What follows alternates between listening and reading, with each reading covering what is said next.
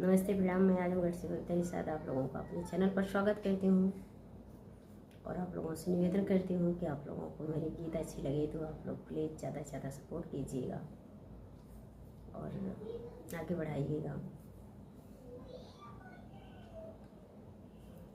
हो मेरे दुआरे के रवरिया हो सैया बची बाची आई हमरे दुआरे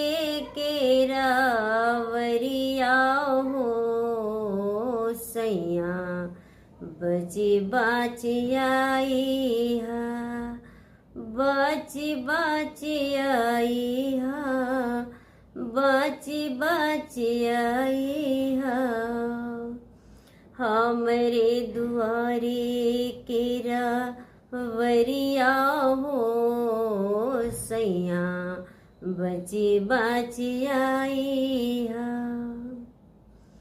राची राची जेवना महलिया बनावलो राची राची जेवना महलिया बनावलो महालिया बनावलो थालिया सजावलो थालिया सजावलो हो थालिया सजावलो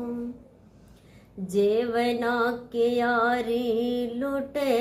नगिनिया हो सैया बची बाची जेहा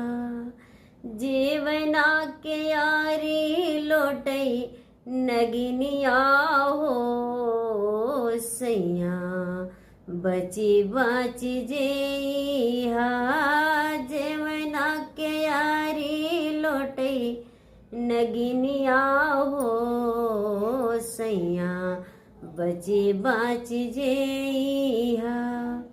हमरे दुआरे के रवरिया हो सैया बची बाची आई